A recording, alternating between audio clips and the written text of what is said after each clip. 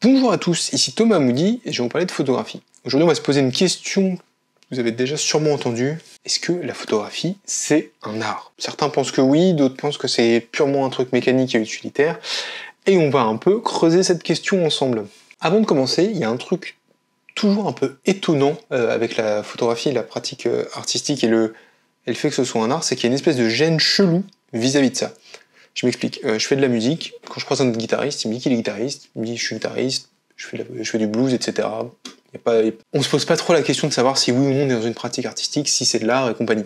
Quand on voit un peintre qui fait de la peinture, c'est un artiste, on se pose pas la question. La photographie, il y a toujours une gêne un peu autour de ça, mais je trouve que les gens ont du mal un peu à dire qu'ils sont photographes de base. On dit je fais de la photo, les gens disent ça en général, ils disent je fais de la photo, pas je fais de la photographie. Et de là à dire que c'est un art, c'est autre chose encore. Il y a toujours cette gêne-là qui est un peu étonnante. Mais ce sera l'occasion de dédramatiser tout ça et de faire cette vidéo. Et aussi, je vais partir à l'envers. C'est-à-dire, au lieu de prouver que c'est un art, parce que ça aurait été bizarre en fait de partir tout seul comme ça avec mon stylo et dire allez, prouvons que la photographie est un art de façon définitive, je vais plutôt partir des arguments qu'on oppose au fait que la photographie est un art, voir s'ils tiennent ou pas, comment on peut les nuancer, quelles réflexions ils apportent, etc. Et dernier petit aparté avant de commencer, on va pas se mentir, les photographes, ils cherchent quand même un peu les ennuis sur le sujet. Hein. Ok, tout le monde n'est pas convaincu que c'est un art, en dehors sûrement des sphères de photographes et compagnie. Je pense que au niveau du grand public, tout le monde n'est pas convaincu que c'est un art. Mais les photographes, ils s'y sont pas pour rien non plus. Hein. Tout simplement parce que la photographie a quand même passé beaucoup de temps à copier la peinture pour se légitimer en tant qu'art. Ce qui est un peu étonnant, parce que si t'es un art et que t'as besoin de copier une autre pratique pour faire accepter que t'es un art, c'est qu'il y a une gêne, un truc qu'il n'y a pas. Mais bref, la photographie a longtemps copié la peinture, notamment le pictorialisme au début, qui en gros consistait à faire des photographies un peu plus floues et pas très nettes pour imiter les coups de pinceau et dire voilà, c'est comme de la peinture mais plus rapide, c'est un peu de la peinture donc c'est un peu de l'art aussi. Donc les photographes ont un peu joué sur ce truc-là, ce qui aide pas vraiment à les faire reconnaître comme art à part entière et avec ses propres spécificités. Ça n'a pas empêché la photographie de percer sur le marché de l'art, ce qui me ramène à une deuxième réflexion.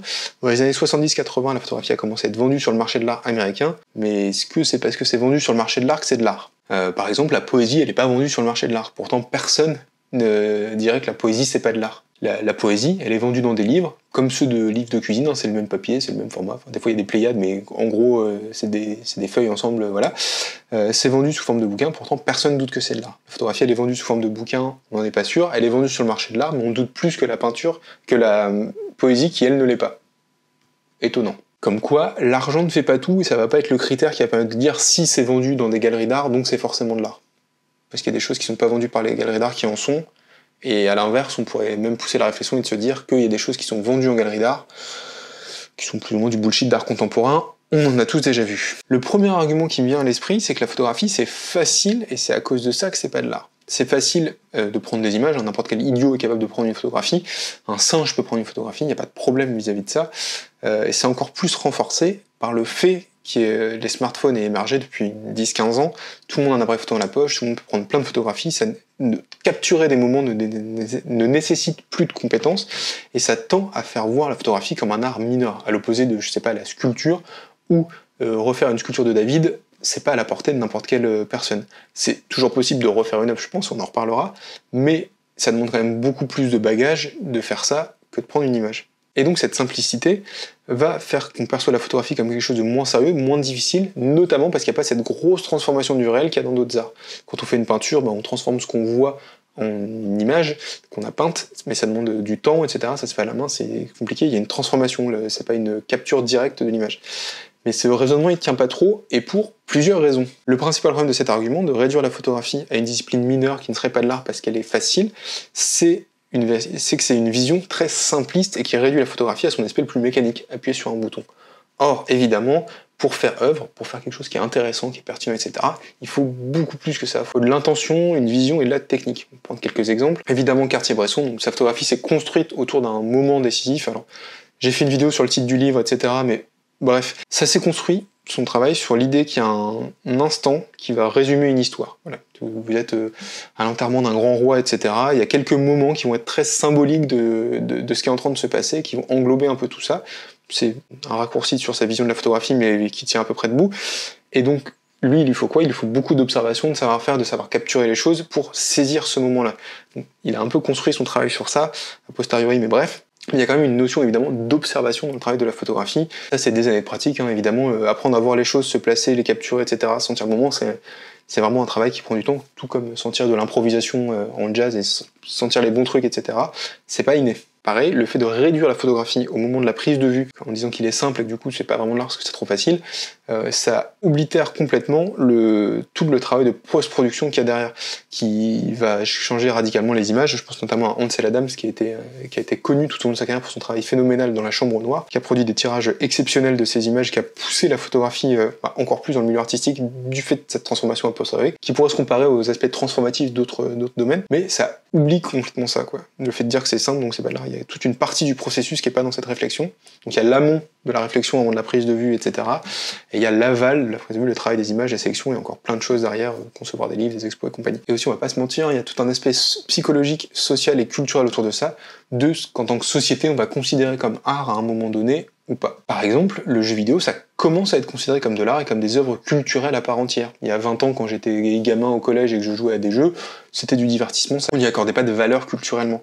Par contre, on peut pas nier que genre, tout le monde connaît Mario, donc en fait ça rentre dans la pop culture, ça fait partie de la culture que tout le monde a, donc c'est des œuvres culturelles qui sont parfois plus connues que des films et compagnie, donc il y a un vrai impact et le jeu vidéo est en train de faire cette transformation, je trouve. Mais voilà, il y a bien un moment où, en tant que société et de culture, on accepte ou pas de considérer les choses comme art. Évidemment, ça a joué pour la photographie. Et le dernier problème que j'ai à réduire la photographie à la prise de vue, à son aspect le plus simple, c'est qu'en fait, c'est ridicule pour tout. Si je fais la même chose pour tous les arts sont débiles et aucun n'a de crédit. Typiquement, on va prendre la littérature. Vous prenez n'importe quel livre qui a eu un prix Nobel, je sais écrire tous les mots qu'il y a dedans. Je sais le recopier, je sais faire, voilà, il y a aucun mot que je sais pas écrire qu'il y a dedans. Et je savais tous les écrire à 6 ans, pourtant j'ai pas de prix Nobel, j'ai pas de prix de littérature et compagnie, je fais pas de la littérature. Typiquement, si on dit, la photographie c'est juste déclencher pour capturer quelque chose qui est devant toi et il y a pas de transformation, donc c'est pas de l'art, parce que c'est facile d'appuyer sur un bouton, on pourrait dire, dans le dictionnaire, il y a tous les mots, donc en fait tous les livres c'est des remixes, n'importe qui peut écrire n'importe quel mot, banane, chocolat, ciseaux, c'est pas difficile. Donc au final, la littérature, c'est pas vraiment de l'art parce que tu utilises ce qu'il y a déjà, tu le mets juste dans un autre sens, et en fait, écrire sur un clavier, c'est assez simple. Vous voyez bien que c'est complètement débile comme réflexion, quoi. Et au final, si on y réfléchit, quand on réduit la photographie à son aspect mécanique, ça disqualifie aussi plein d'art. Tout est mécanique. Le cinéma, c'est mécanique aussi. Je sais pas si vous avez déjà vu un plateau de cinéma, vous avez 50 gus, des câbles partout, des appareils qui servent à absolument je sais pas quoi dans tous les sens. Enfin, il y a un énorme aspect mécanique et technique à un film aussi. De même, la musique, on pourrait réfléchir, mais c'est juste faire vibrer de l'air de façon mécanique. Donc soit vous tirez, pincez, tapez sur une corde, un objet, etc.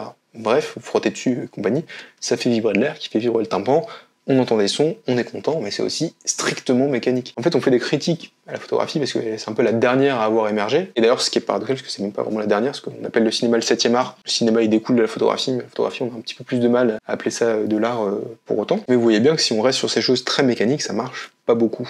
En fait, ce qui, je pense, bloque un peu les gens, c'est que la photographie, elle sert à plein de choses. La photographie, elle peut servir évidemment à faire de l'art. Quand vous mettez des images, comme les mots, dans un certain ordre, pour raconter une histoire, on s'approche d'une pratique artistique qui transmet, raconte, etc., cherche à exprimer des choses et compagnie.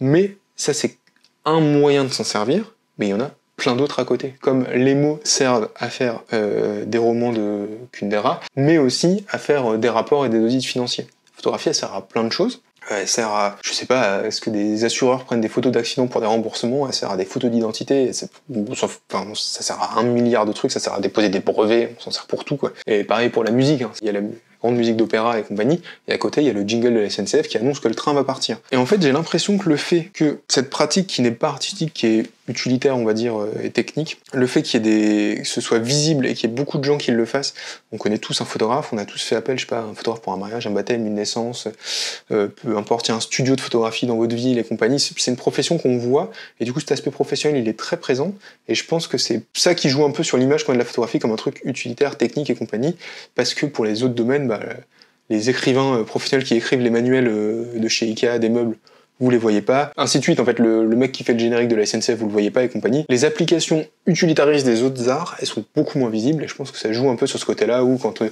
on imagine un guitariste, on pense à un mec qui va jouer dans des groupes de rock, dans des concerts, etc. On pense pas au mec qui va composer le générique de la Maïf qui passe dans le cinéma. C'est un exemple un peu grossier, mais vous voyez l'idée, quoi. C'est quelque chose qui est beaucoup plus caché, beaucoup plus loin, alors que la photographie, vous allez le voir beaucoup plus. Évidemment, il y a un usage artistique de la photographie. La preuve, je vous en parle depuis à peu près 8 ans, très très souvent, et voilà, tout ça là. Ça existe, c'est juste que comme c'est pas l'usage principal et qu'il est un peu caché par l'utilisation massive de la photographie pour plein de choses, que ce soit la vie privée et tous les aspects professionnels dont je viens de parler, on le voit un peu moins. La photographie, elle a aussi un rapport au beau qui est un peu différent des autres arts. Je m'explique, dans la musique, on va pas faire de la musique moche. Typiquement, on essaie que ce soit harmoniquement sympa, que ça sonne bien, etc., que ça donne envie d'être écouté. Il y a des choses plus ou moins expérimentales, il y a des choses plus ou moins, j'allais dire, violentes, c'est le terme. Moi, j'écoute beaucoup de tout ce qui est métal, metalcore et compagnie. Il y a plein de gens qui détestent ça. Moi, j'adore, je trouve ça super chouette. C'est un rapport au beau qui commence à être un peu différent, mais vous voyez l'idée, globalement, ça sonne bien. Il y a pas... Si on va pas dans les musiques expérimentales, dans l'ensemble, ça sonne bien. La photographie, elle montre le monde, elle a pas forcément besoin d'être belle tout le temps pour raconter des choses qui sont touchantes. Je pense par exemple, je sais pas, aux travaux de Robert Capa, quand il a photographié la guerre et compagnie, le débarquement, les photos, elles sont incroyables. Et pourtant, c'est pas beau dans l'absolu, elles sont même floues, pas terribles, un peu bizarres, grises, machin. Mais quand on est devant, on est forcément touché par ce travail qui est historique, qui est un moment intense de l'histoire de l'humanité. Bref, il n'y a pas forcément ce côté beau qui est primordial dans les images pour qu'elles soient reconnues et compagnie. Genre Migrant Mother de Diane Arbus, c'est objectivement moins beau et vous avez plus envie de mettre un joli paysage dans votre salon que ça. Enfin, je reste sur un aspect déco évidemment, si vous êtes un peu sensibilisé à l'art en photo, je préfère avoir un tirage de Dorothy Lange, évidemment, mais c'était pour juste illustrer ce point. Ça, c'est une réflexion que je me fais en live en tournant la vidéo, mais comme elle a peut-être moins cette nécessité d'être belle pour être diffusée, acceptée, écoutée, bah, peut-être ça dégrade un petit poil son image et que du coup, il y a certaines personnes qui ont du mal à comprendre pourquoi la photographie plaît et exposée, etc., si elle est pas belle, et qui sont pas forcément chauds pour dire que c'est de l'art. Vous voyez ce que je veux dire? D'une certaine façon, ça dégrade peut-être un peu l'image qu'elle pourrait avoir dans l'imaginaire collectif. Typiquement, quand on pense à une belle photo, on va penser, je pense au grand public, on va penser aux images de Yann Arthus Bertrand, photographie du ciel, etc. Il y a des travaux plus contemporains, genre ceux de Noémie Goudal, où c'est plus difficile d'accès, et du coup, on a peut-être plus de mal à se dire que c'est de l'art parce que c'est moins joli. C'est moins joli dans le sens comme ce qui est communément accepté comme beau, mais voilà, c'était juste pour illustrer ce point-là. Et donc, dernier point qui est sans doute mon préféré, c'est pas de l'art parce que moi aussi je peux le faire. Ça, c'est une réflexion qui me pose beaucoup de problèmes, tout simplement parce que, en vrai, vous pouvez tout faire. On va pas se mentir, hein, toutes les images qu'il y a dans ma bibliothèque, je peux toutes les faire, n'importe lequel d'entre vous peut les faire. Alors évidemment, oui, pour ce qui est de la photographie de rue, il faut être là à ce moment-là, etc. Mais bref, dans l'absolu, tout le monde peut faire ces images-là, c'est pas le problème. Je peux prendre un livre de Tsujimoto et refaire toutes les images parce que j'aime bien ce qu'il fait. Il y a pas vraiment de difficulté, ce sera long, ce sera chiant, ce sera pas forcément très intéressant à faire, mais vous en avez la capacité. Vous avez 10 doigts, un cerveau, vous pouvez refaire tout ce qui a été fait. Il y a des mecs qui copient des tableaux de la Joconde toute la journée en Chine pour les vendre sur les marchés ou pour les touristes, j'en sais rien, j'avais déjà vu un truc comme ça. Bref, typiquement si on prend le David de Michel-Ange, vous êtes tout à fait capable de le refaire. On vous file un bloc de granit, un marteau, un burin, ça va être très long parce que vous savez pas le faire, vous allez galérer, vous allez peut-être mettre 20 ans à le faire, mais vous êtes capable de le refaire. Refaire quelque chose, c'est pas très compliqué. Avec une guitare, je sais faire do, ré, mi, fa, sol, la, si, do, plus les dièses et les bémols entre les deux, je sais jouer tous les accords, donc je peux jouer plein de trucs, je peux faire plein de sons, et pourtant c'est pas moi qui remplis le Stade de France. C'est une raison toute bête, c'est qu'en fait vous pouvez copier le résultat, parce qu'il faut pas d'intelligence pour copier un résultat, faut de la patience, un peu de technique et de la discipline, mais ce que vous pouvez pas copier, c'est le processus créatif qu'il y a derrière. Et c'est ça en fait qui fait l'intérêt de ces œuvres-là, c'est le processus créatif qui amène ce truc-là, qui amène à une réflexion, une image, un truc construit, mais c'est ce processus-là qu'on peut pas refaire. Et c'est ça qu'en fait qui fait les artistes, entre guillemets, c'est qu'ils ont été... Enfin, les bouquins qui me plaisent le plus, je me dis putain, le mec, il a été pensé à ce truc-là, machin, il l'a fait comme ça, c'est incroyable, les compos elles sont trop bien, putain, il était dans la rue, il a vu ça. Enfin, c'est fou. C'est ce processus de pensée qui est bluffant et qui est attirant, qui ont fait un art en partie, enfin, qui fait des gens qui font des œuvres incroyables, des artistes, mais c'est pas le résultat dans l'absolu, parce qu'en effet, oui, vous pouvez tous le refaire, comme vous pouvez refaire n'importe quelle œuvre d'art, en vrai, si vous y passez assez de temps. Donc c'est tout pour moi. Retenez que la photographie, c'est quand même beaucoup plus complexe qu'une prise de vue, qu'il faut pas forcément aller à des simplifications, et que le fait que vous soyez capable de refaire des images, c'est pas très important. Si vous avez d'autres réflexions sur pourquoi la photographie c'est pas un art, pourquoi la photographie c'est un art, etc., les choses que vous avez pu entendre, les questions que vous vous posez en fait, même tout simplement, je pense que c'est pas un art parce que ceci, je pense que c'en est un parce que cela, n'hésitez pas à le mettre en commentaire sous la vidéo. Comme d'hab, on nourrit la réflexion ensemble, ça on réfléchit et compagnie.